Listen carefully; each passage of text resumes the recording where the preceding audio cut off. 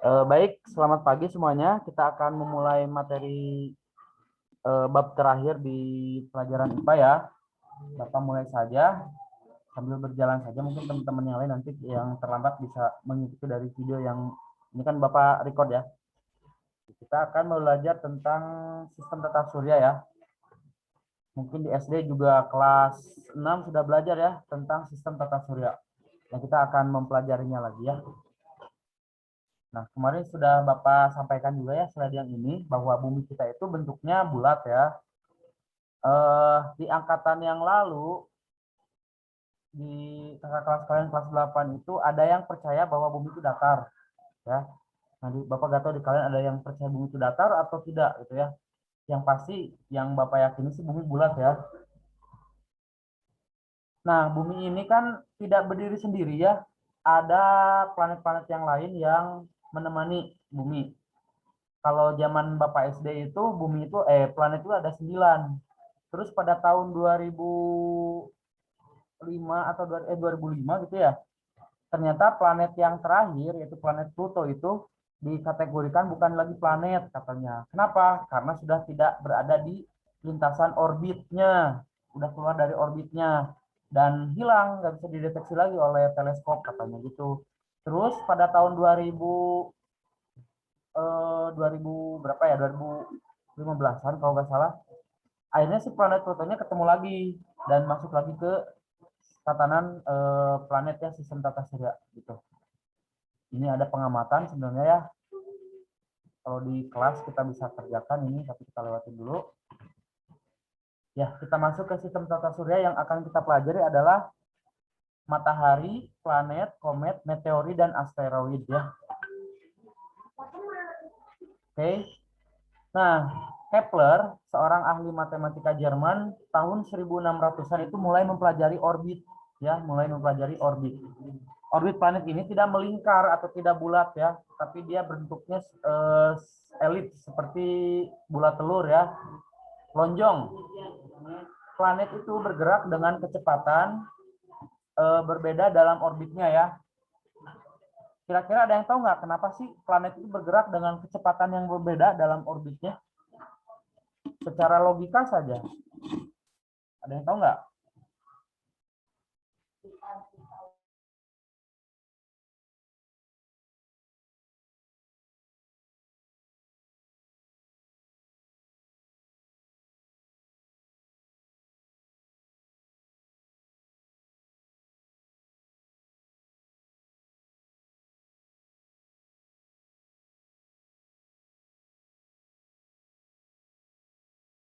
Ada?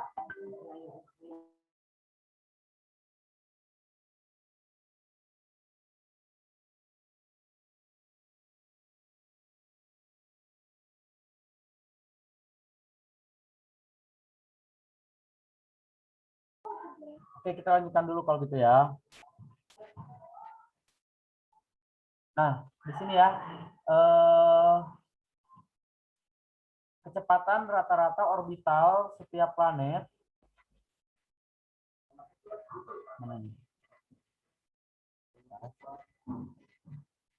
Ya, di sini bisa dilihat ya bahwa kecepatan orbital itu yang paling cepat adalah 9,7 berapa nih? Merkurius ya.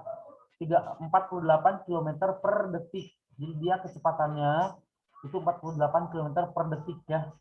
Sangat cepat. Dalam waktu 1 detik dia bisa menempuh jarak 48 km. Bumi itu 30 km per detik gitu ya. Dan seterusnya. Dan semakin jauh ternyata bisa dilihat ya semakin kecil ya kecepatan orbitalnya. Gitu ya. Kenapa ya? Karena jalur perlintasannya semakin besar, makanya dia semakin kecil jalur kecepatan. Oke, kita belajar dulu tentang matahari ya. Kalian bisa lihat di sini ada struktur bagian-bagian dari matahari. Jadi matahari itu merupakan pusat dari tata surya ya, berwujud bola gas panas yang mengeluarkan cahaya. Lapisan matahari ini terdiri dari inti matahari dengan suhu 1,5 kali 10 pangkat 7 ya. Ini sangat panas sekali. yang diradiasikan ke lapisan luar matahari. MH itu matahari ya. Kemudian yang kedua, fotosfer. Ini suhunya 6000 Kelvin, ketebalannya 300 km dari permukaan matahari ya. Ini sebagai sinar mataharinya gitu ya. Terdapat medan magnet di sini ya. Kemudian kromosfer itu suhunya 4500 Kelvin, ketebalannya 2000 km dan terlihat seperti gelang merah katanya. Kemudian corona. Nah, corona ini bukan virus corona ya, corona matahari ya, suhunya 10⁻6 atau 10 juta derajat Celcius katanya ini ya. Ketebalannya 700.000 km dan berwarna keabuan. Kita masuk ke yang kedua, planet dalam atau terestrial ya, planet terestrial. Ini adalah benda langit yang tidak dapat memancarkan cahayanya sendiri. Disebut planet terestrial itu karena apa? Karena dia dekat dengan matahari ya. Bersatelit, jumlahnya sedikit dan ada yang tidak bersatelit. Kalau kalian lihat ini planet terestrial ini apa aja nih? Ada Merkurius ya, Venus, Bumi dan Mars, Nephebuma ya. Bahannya terdiri dari mineral yang tahan api ya, atau disebut dengan silikat, ada logam di sini juga, nikel yang membentuk inti.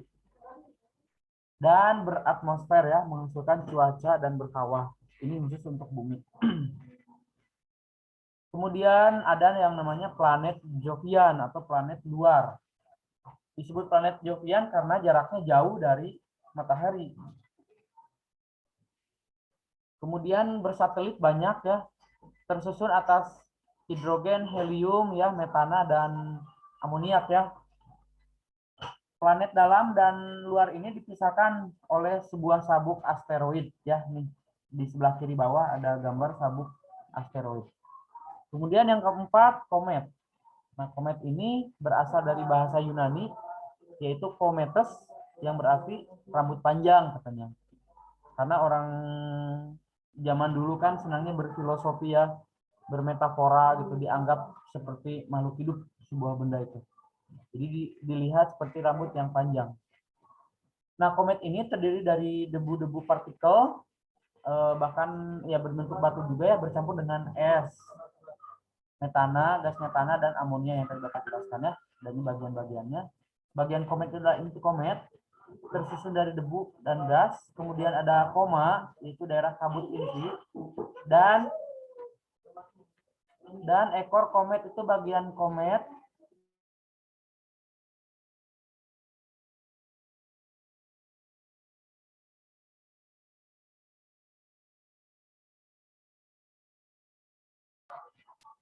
mohon maaf ya. Kemudian yang bagian yang ketiganya adalah ekor komet. Ini bagian komet yang berukuran lebih panjang. Nah, komet ini selalu menjauhi matahari karena dorongan atau adanya radiasi dari matahari. Oke, kita lihat dulu ada videonya.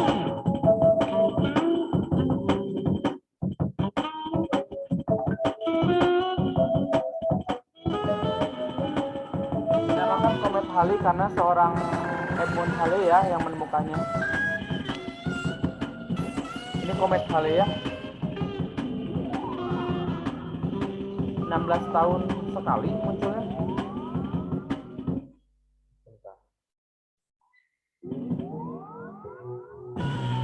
Setiap 76 tahun ya dia mengorbit.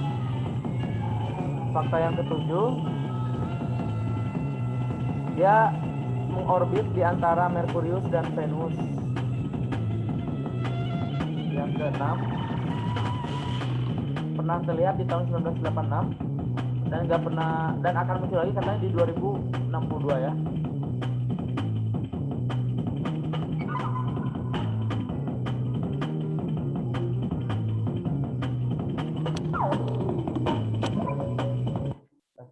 Kita lanjutkan dulu ya.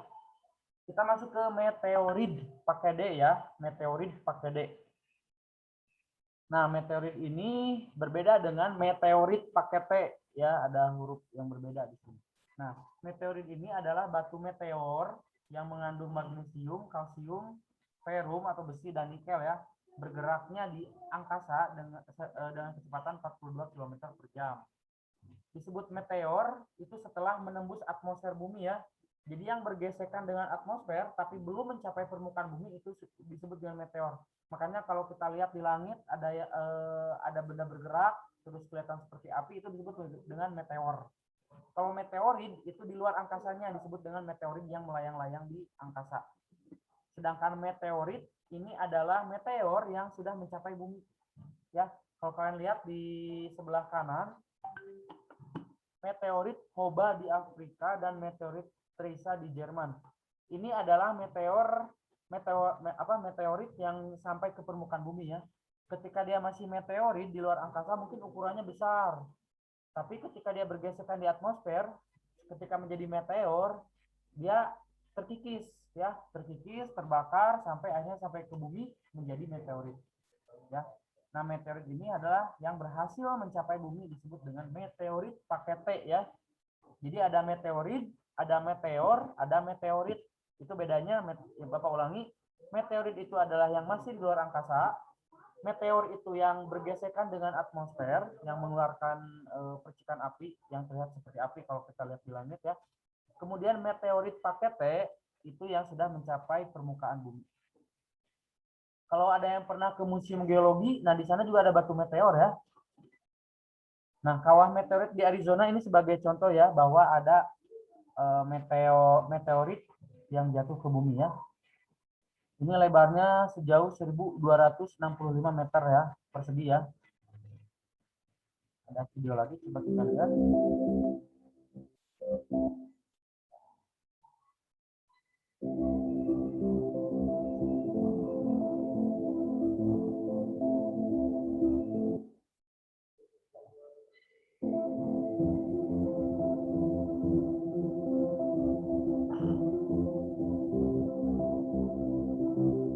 Meteorit ya. Ini ukurannya mungkin bisa sangat besar sekali ya.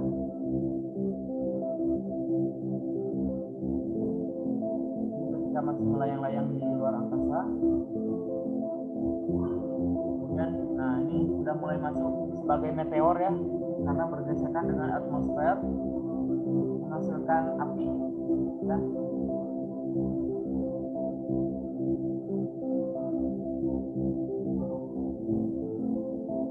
Bintang jatuh katanya ya. Nah, bintang jatuh itu yang kita lihat ya. Meteor.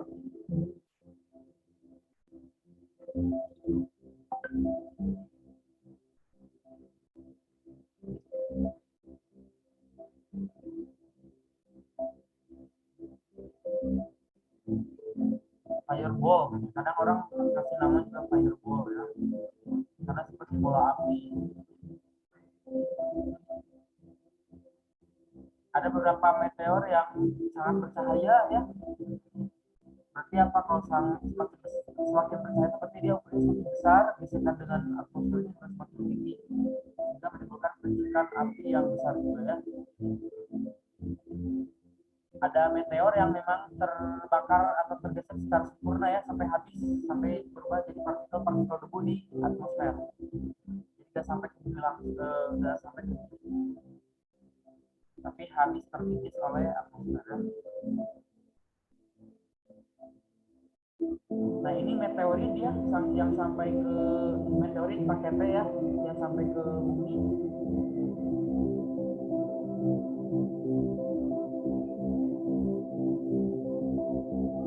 Beberapa meteorit itu juga berukuran besar ya, yang bisa membuat kawah yang begitu besar juga yang tadi Bapak bilang di Arizona, Amerika ya.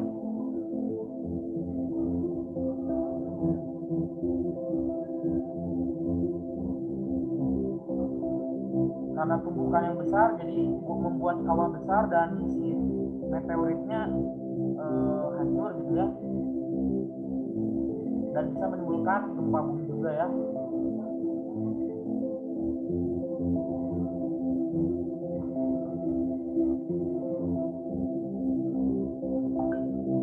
Beberapa meteorit itu indah ya untuk dilihat ya. Nah ini sabuk asteroid ya.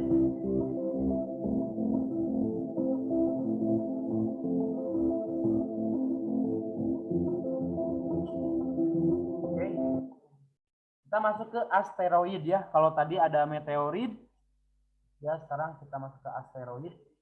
Asteroid adalah potongan batu yang mirip dengan materi penyusun planet.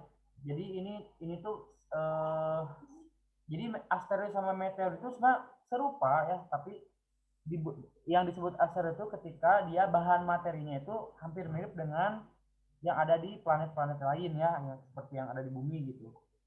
Sebagian besar terletak di daerah antara orbit Mars dan Jupiter ya. Ini yang disebut dengan sabuk sabuk asteroid untuk membedakan mana planet terestrial, mana planet Jovian ya. Planet luar, planet dalam. Coba kita lihat video lagi. What are asteroids? Asteroids are celestial bodies that orbit around the sun. The word asteroid means star-like and is derived from the Greek word astor meaning star and oid meaning shape. They are believed to be remnants of the humongous cloud of dust and gases that formed the sun and planets over 4 billion years ago. Most of them lie in a single belt between the orbits of Mars and Jupiter. Sometimes changes in gravitational flows and other forces in space cause them to get dislodged from their orbit and move away from the main belts. Dan ada juga yang bergerak ke sabuk utamanya lagi ya. Kan orbit asteroid juga bergerak ya. Oke. Kita lewatin dulu. Nah ini ya perbedaan antara asteroid, komet, meteorit, meteor dan meteorit. Mungkin nanti Bapak akan share materinya. Ya, kita akan lanjutkan ke slide yang kedua.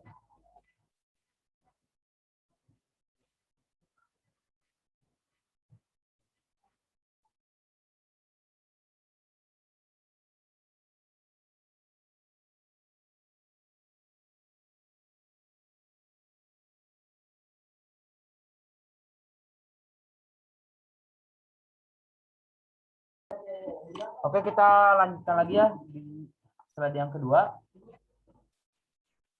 Nah, kita masuk ke kondisi bumi ya. Kemarin saya sudah belajar juga ya tentang lapisan bumi. Nah, kita masuk dulu ke kondisi bumi. Ada movements. The Earth is the third planet from the Sun. Oke, kita lihat The Earth and its movements. video singkat. The Earth is the third planet from the Sun. And it has a unique characteristic that no other planet we know has. It's the only one that has life on it. Life of all types, plants, animals.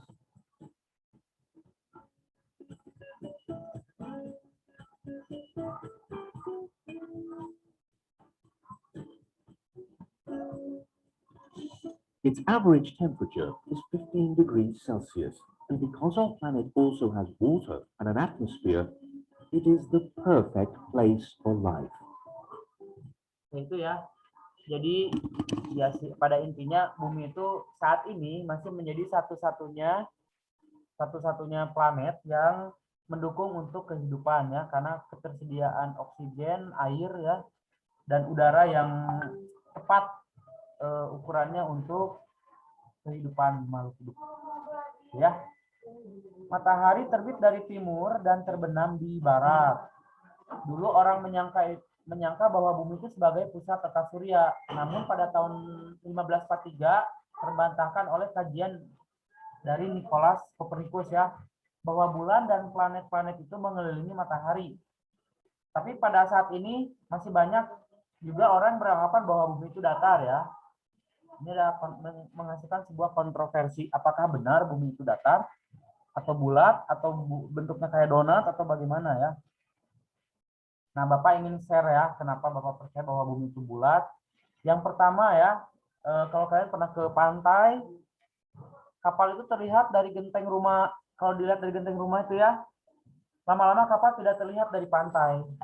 Kan kalau lurus, maksudnya kalau bumi itu datar, otomatis kan walaupun sejauh apapun pasti kapalnya akan tetap terlihat walaupun ukurannya kecil ya. Gitu. Kemudian nah ini, kapal yang berlayar menjauhi pantai semakin lama semakin tidak terlihat. Hal ini membuktikan bahwa bumi itu bulat ya.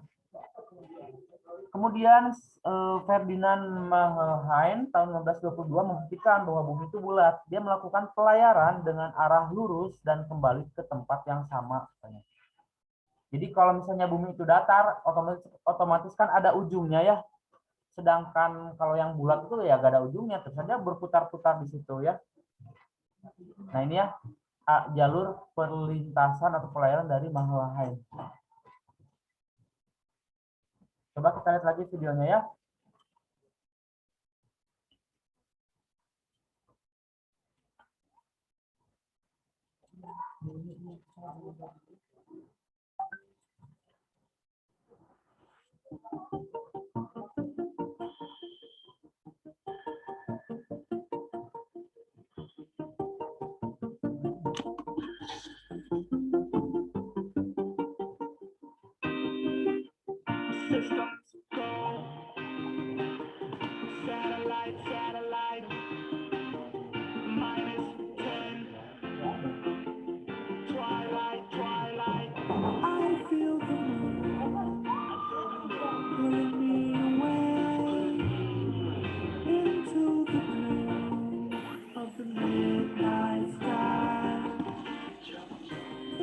Kita lanjutkan dulu ya slide-nya ya.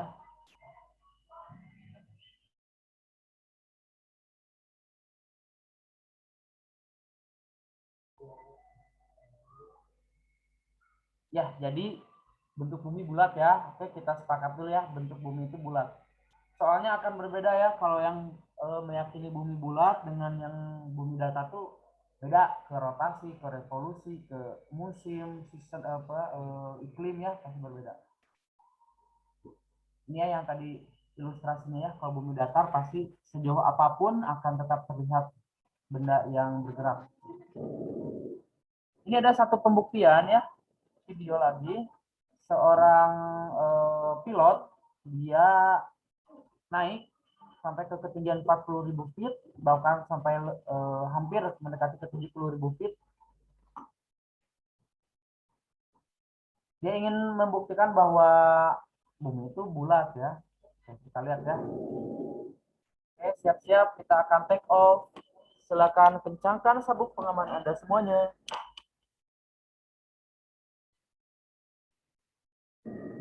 Siap-siap. Pesawat sudah mulai take off. Sudah mulai bergerak ya.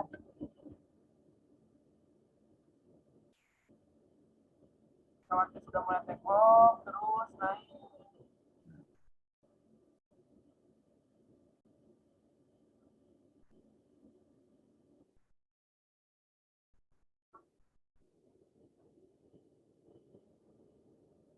Nah, sudah mulai terlihat ya.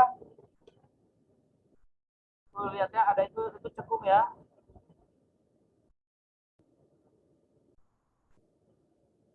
Nah, tuh lihat ya. Udah mulai terlihat ya bahwa bumi itu bulat ya. Di bagian belakang daratan. Coba lihat lagi. Tuh. Ya, kelihatan ya. Melengkung ya, melengkung. Bumi itu bulat.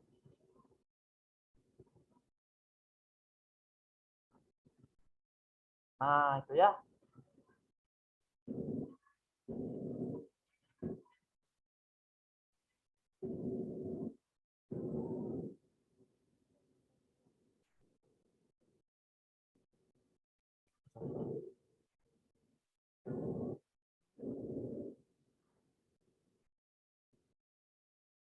Ya, itu sudah cukup membuktikan ya bahwa bumi itu bentuknya bulat. Oke, rotasi bumi. Rotasi bumi itu adalah perputaran bumi pada porosnya. Porosnya itu berarti pada kedudukannya ya. Kalau rotasi bumi itu adalah waktu yang dibutuhkan bumi untuk berputar satu kali putaran ya, yaitu selama 23 jam dan 56 menit atau biasa kita bulatkan menjadi 24 jam ya dalam satu hari. Nah, rotasi ini mengakibatkan ke berbagai aspek ya, yaitu terjadinya siang dan malam, kemudian ada gerak semu harian matahari, ada perbedaan waktu ya, pembelokan arah angin dan pembelokan arus laut. kita bisa rasakan ya bahwa di Indonesia saja ada 3 perbedaan waktu ya, apalagi Indonesia dengan Amerika, dengan Eropa itu beda-beda waktunya. Kenapa? Karena adanya rotasi bumi. Kita tidak bisa merasakan rotasi bumi ya, karena memang bergeraknya dengan begitu cepat sampai akhirnya terasa seperti diam, padahal itu berputar sangat cepat.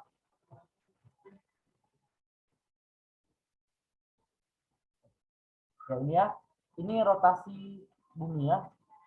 Kita lihat ininya. Bumi itu tidak lurus ya berdirinya ya, agak-agak miring berapa derajat gitu ya.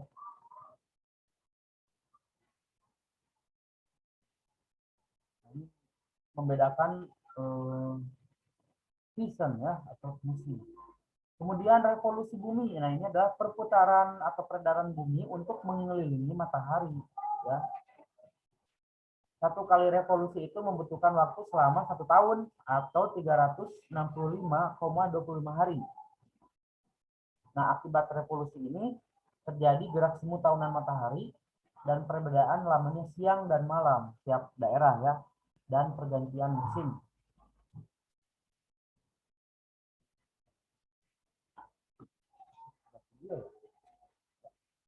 Ya itu ya tentang rotasi revolusi bumi ya, tentang kondisi bumi. Kita lanjut dulu ke slide yang ketiga. Bapak ada 4 slide ya.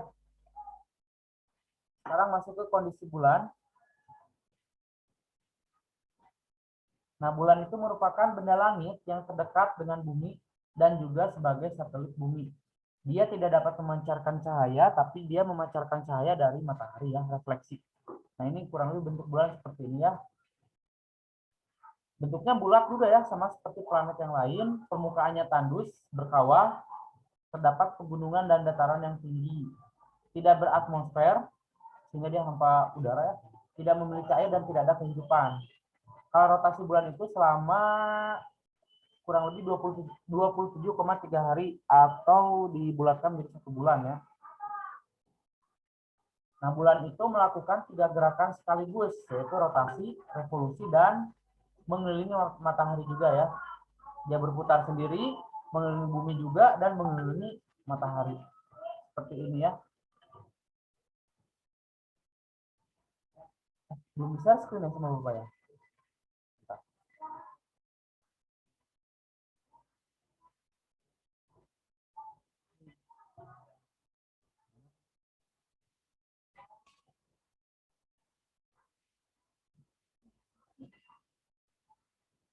Ya, lemot. Nah, ini ya, Bapak ulangi bahwa bulan ini melakukan 3 kali gerakan sekaligus, yaitu dia rotasi juga, revolusi juga, dan mengelilingi matahari juga. Dampak adanya pergerakan bulan ini berpengaruh ke bumi ya, yaitu pasang surut air laut ya. Pasang itu peristiwa naiknya permukaan laut, surut itu turunnya permukaan laut. Jadi kalau bulannya lagi dekat dengan bumi, maka menimbulkan gravitasi naik ya air lautnya, pasang. Nah, akibat gravitasi bulan, akibat bumi berotasi pada semuanya, pasang surut itu terjadi 2 kali ya. Gitu, karena ada rotasi, pasang surutnya terjadi 2 kali gitu ya. Kemudian ada yang disebut dengan pasang purnama atau spring tide, terjadi ketika bumi, bulan, dan matahari berada dalam satu garis yang lurus ya. Satu garis yang lurus, pada saat itu akan dihasilkan pasang yang tinggi dan pasang yang rendah. Terjadi ketika setelah gerhana matahari. Kemudian ada pasang perbani, ada purnama, ada perbani ya, mid-tide. Ketika bumi, bulan, dan matahari membentuk sudut tegak lurus, itu ada perbedaannya ya. Seperti itu. Kemudian pembagian bulan, ada bulan sideris, sinodis ya. Nah, yang sinodis ini biasa dipakai oleh saudara kita yang muslim ya, sebagai penanggalan hijriah. Makanya kalau bulan puasa itu kan dalam 1 tahun pasti beda-beda bulannya ya. Kalau dikaitkan dengan bulan Masehi itu beda-beda. Tahun lalu waktu Bapak kecil, bulan puasa itu bulan Desember ya, bahkan bulan Januari. Nah, sekarang pindah ke bulan Mei. Tahun-tahun sebelumnya di bulan Oktober. Kenapa? Karena yang digunakan adalah penanggalan berdasarkan peredaran bulannya, bukan matahari. Kalau kita kan matahari ya, Masehi itu matahari. Ya, ini ilustrasinya, ada video. Kita percepat saja.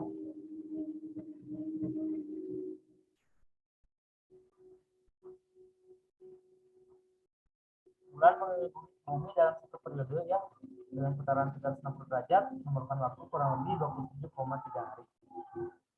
Tadi sudah disampaikan ya. Meskipun bulan sudah sempurna mengelilingi bumi, namun bulan belum memasuki fase bulan yang baru. Sebenarnya sudah ini aja ya. Ini ada fase-fase bulan yang tadi ya. Adalah perubahan bentuk-bentuk bulan yang terlihat dari bumi ya. Ada bulan penuh atau bulan purnama, bulan bungkuk, bulan setengah, bulan sabit, dan bulan baru ya. Nah, bulan baru ini biasa kayak kemarin sebelum bulan puasa dimulai atau sebelum pelaksanaan puasa, orang-orang Islam tuh melihat dulu ada nggak hilal di langit. Katanya hilal itu artinya bulan baru ya.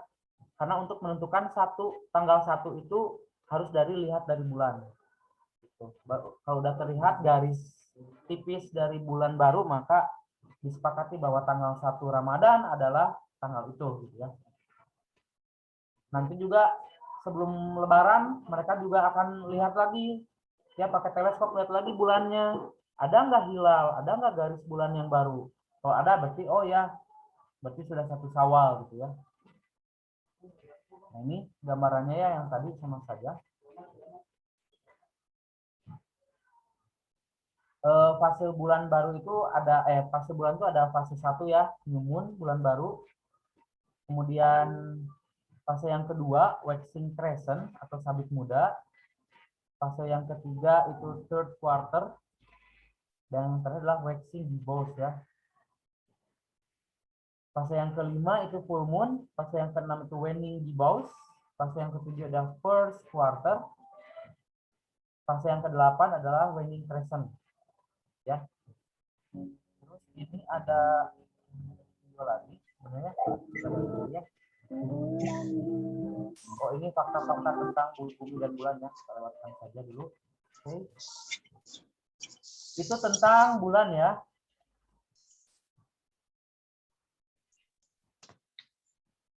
Anak-anak, kita akan lanjutkan lagi di slide terakhir ya. Ini slide terakhir cuma sedikit ya. Ada 19 slide. Karena waktunya ini sudah habis, zoom-nya Bapak close dulu zoom-nya ya. Kita akan masuk lagi ke zoom yang berikutnya ya. Oke, bentar ya. Bapak close dulu ya. Oke, Pak. Oke, Pak. Nanti join lagi ya.